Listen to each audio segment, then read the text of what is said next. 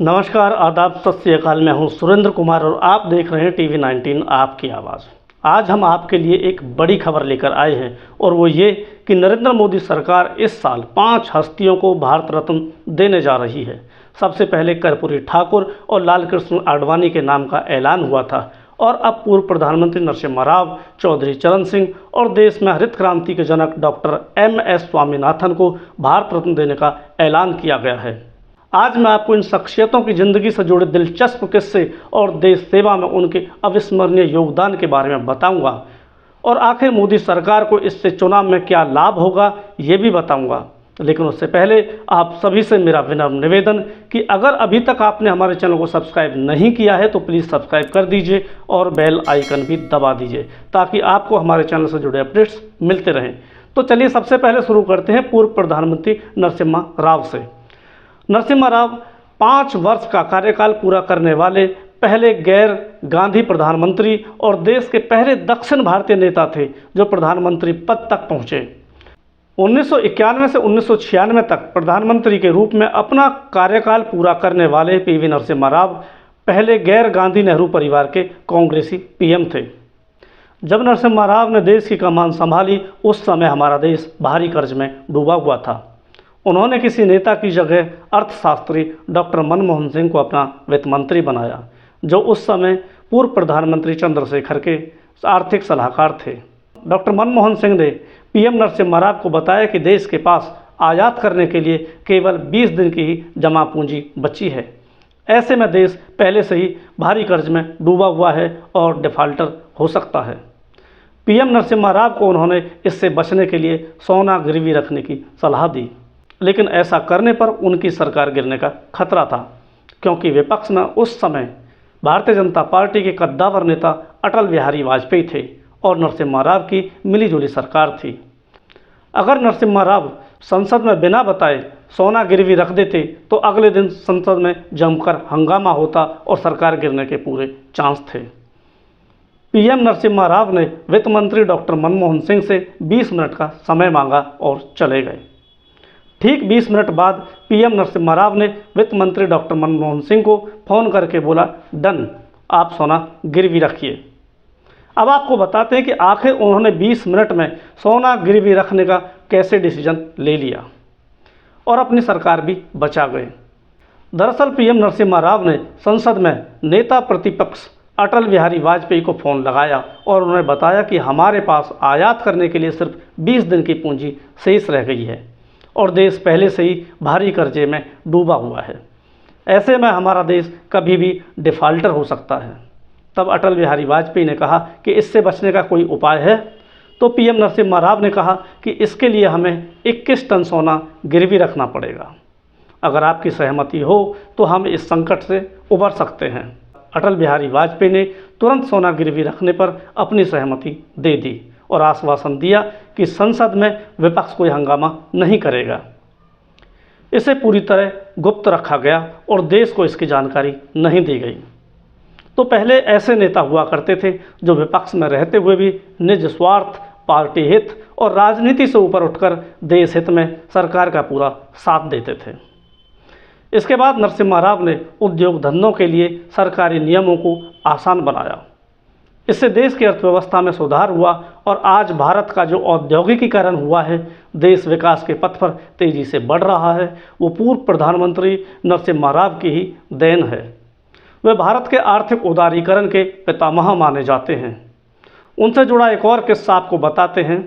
एक बार पूर्व राष्ट्रपति APJ अब्दुल कलाम ने एक कार्यक्रम में बताया कि 1996 के आम चुनावों के नतीजे से ठीक 2 दिन पहले तत्कालीन प्रधानमंत्री PV नरसिम्हा राव ने 1996 के आम चुनावों के नतीजे से ठीक 2 दिन पहले तत्कालीन प्रधानमंत्री PV नरसिम्हा राव ने मुझसे कहा था कि APJ आप अपनी टीम को परमाणु परीक्षण के लिए तैयार रखिए।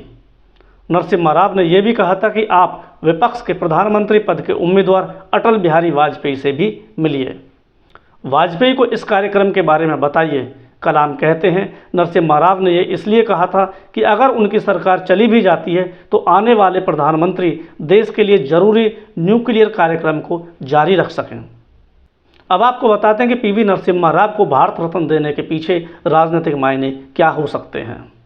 पीवी नरसिम्हा राव को भारत रत्न देकर बीजेपी एक तीर से दो शिकार करना चाहती है। पहले ये कि वो कांग्रेस को ये बताना चाहती है कि आपने अपने पूर्व प्रधानमंत्री को भुला दिया है। भाजपा देश के प्रगति में उनके योगदान को नहीं भूली है। दूसरा ये कि नरसिम्हा राव के बहाने बीजेपी की नज़र तेलंगाना की सीटों पर है। दक्षिण के राज्यों में उसकी पकड़ अच्छी नहीं है। यहाँ पिछली बार उसने 4 लोकसभा सीटें जीती थीं, जिन्हें वो आगामी चुनावों में बरकरार रखना चाहती है। मोदी सरकार ने पूर्व प्रधानमंत्री चौधरी चरण सिंह को भी भारत रत्न देने की घोषणा की है। चौधरी चरण सिंह पहले ऐसे किसान नेता हैं जिन्होंने कांग्रेस को हार का स्वाद चखाया था। 23 दिसंबर 1902 को पश्चिमी उत्तर प्रदेश के गांव नूरपुर, जो हापुड़ में है, उसमें उनका जन्म हुआ था। 28 जुलाई 1979 से 14 जनवरी 1980 तक वह प्रधानमंत्री रहे। 29 मई 1987 को उनका निधन हुआ। बाबा के नाम से मशहूर चौधरी चरण सिंह की पहचान एक किसान नेता के रूप में होती है। आज़ादी से पहले चौधरी चरण सिंह पेशे से वकील थे।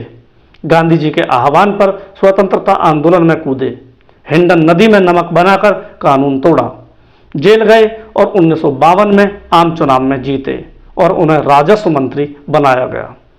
1967 में चौधरी चरण सिंह ने कांग्रेस का दामन छोड़ भारतीय क्रांति दल नाम से अपनी पार्टी बनाई।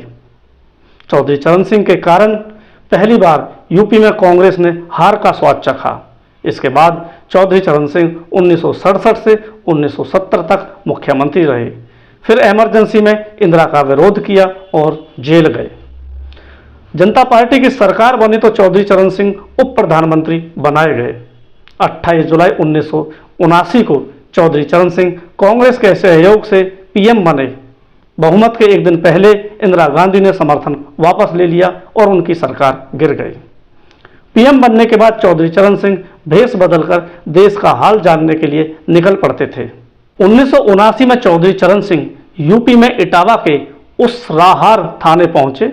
उन्होंने बताया कि वे यहां मेरठ में एक बैल खरीदने आए थे और उनकी जेब कट गई। पुलिस एफआईआर दर्ज कर ले। चौधरी चरण सिंह एक फटे हुए कपड़े थे, वे थाने में खड़े थे। तभी एक कांस्टेबल ने उन्हें बुलाया और पूछताछ की। कांस्टेबल ने कहा कि हम कैसे मान लें कि तुम्हारी जेब कट गई। तभी एक सिपाही ने कहा कि रिपोर्ट लिखवाना है तो 35 रुपये रिश्वत देनी पड़ेगी।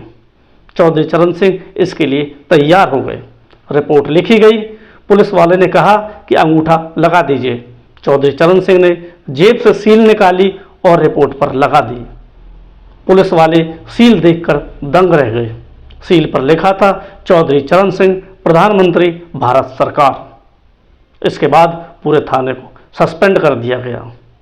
अब आपको बताते हैं कि चौधरी चरण सिंह को भारत रत्न देने के क्या राजनीतिक मायने हैं। चौधरी चरण सिंह को भारत रत्न देकर सरकार ने जाट वोट अपने पाले में करने की कोशिश की है। चौधरी चरण सिंह सिर्फ यूपी ही नहीं, हरियाणा और पंजाब के जाटों के भी हीरो हैं। इस दाव के बाद आरएलडी प्रमुख जयंत चौधरी भी चित हो गए हैं। अब वे एनडीए गठबंधन का हिस्सा बन गए हैं। इस दाव से लोकसभा चुनाव में मोदी सरकार को किसानों और जाटों का फेवर मिल सकता है। अब आपको बताते हैं उस कृषि वैज्ञानिक के बारे में जिन्हें हरित क्रांति का जनक माना जाता है। उन्हें भी मोदी सरकार ने भारत रत्न देने का ऐलान किया है। वे महान कृषि वैज्ञानिक हैं एमएस स्वामीनाथन, जिन्होंने गेहूं की ऐसी वैरायटी बनाई कि देश में गेहूं की कमी दूर कर दी। एमएस स्वामीनाथन विश्व के प्रसिद्ध कृषि वैज्ञानिक थे। वे भारत में हरित क्रांति के जनक थे।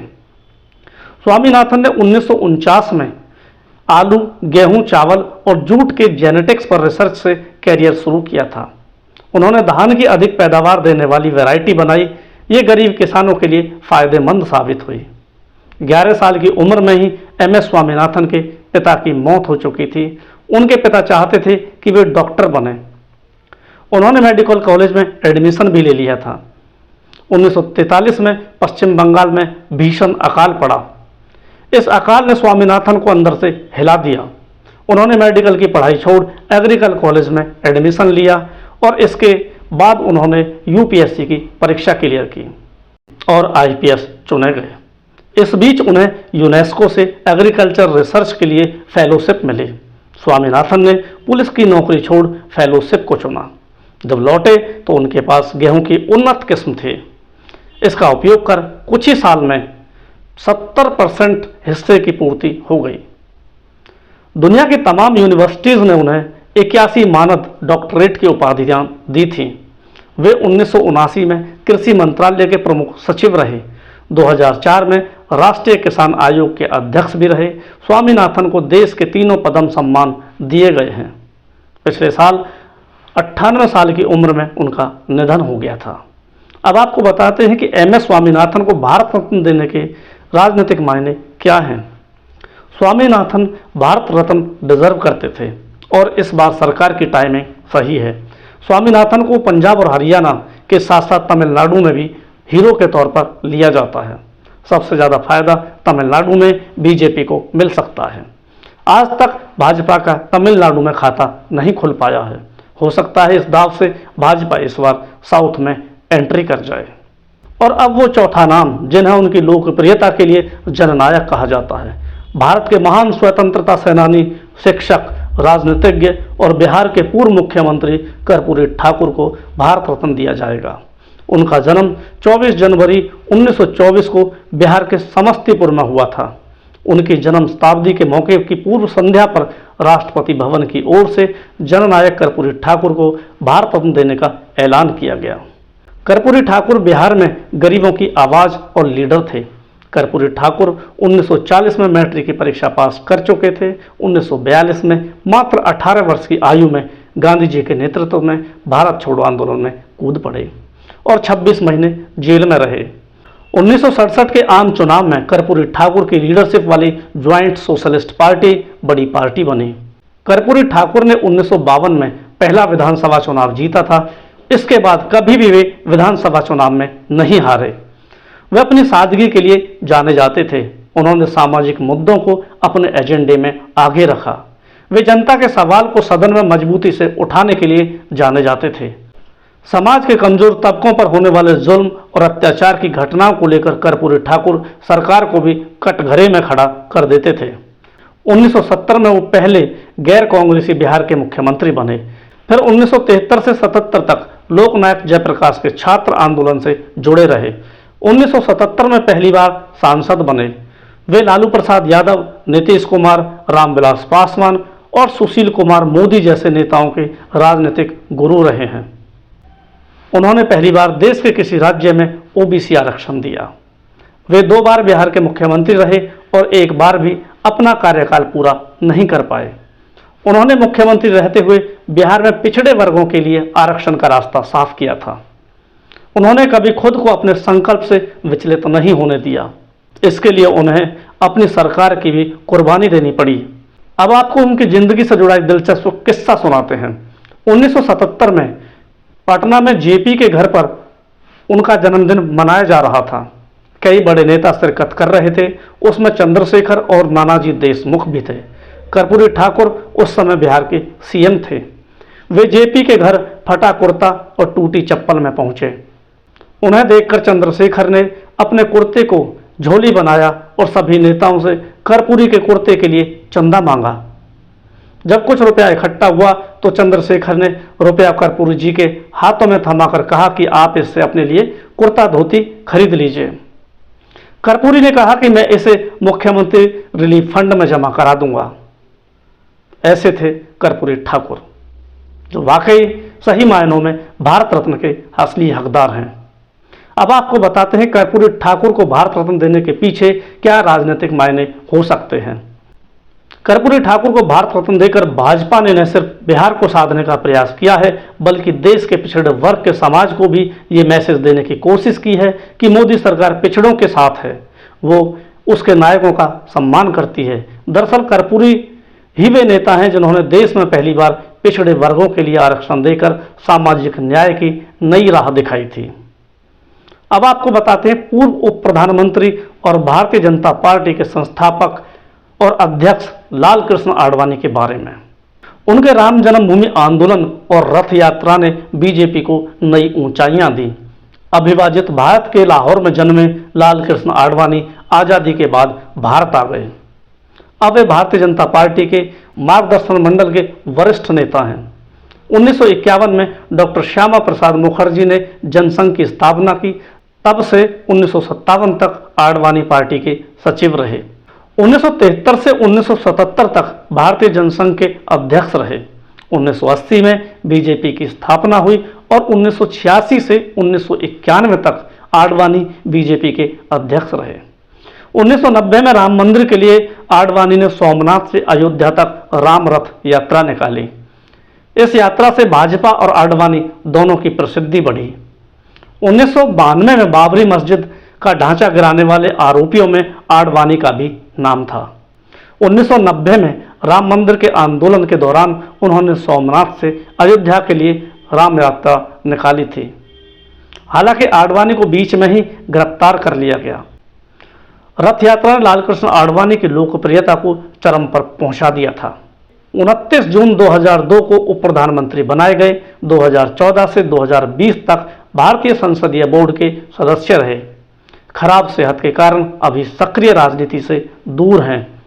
1996 में हवाला कांड में लालकृष्ण आडवाणी का नाम आया था। सुब्रमण्यम स्वामी ने एक प्रेस कॉन्फ्रेंस में आरोप लगाया था कि उनके पास इस बात के पुख्ता सबूत हैं कि आडवाणी ने एस.के. जैन से 2 करोड़ रुपए लिए थे। एस.के. जैन की डायरी में आडवाणी का नाम नहीं था। एक ऐसा कोड नेम था जिससे प्रतीत हो रहा था कि वो आडवाणी का ही नाम है। इसी आधार पर सीबीआई की चार्जशीट में आडवाणी का नाम था। आडवाणी ने तुरंत 16 जनवरी 1996 को इस्तीफा दे दिया। 8 अप्रैल 1997 को आडवाणी बरी हुए और 1998 में लोकसभा चुनाव लड़े और सांसद बने। अब आपको बताते हैं कि आडवाणी को भारत रत्न देने के राजनीतिक मायने क्या हो सकते हैं। मोदी सरकार ने आडवाणी को भारत रत्न देकर पुराने भाजपा कार्यकर्ताओं की नाराजगी दूर कर दी है।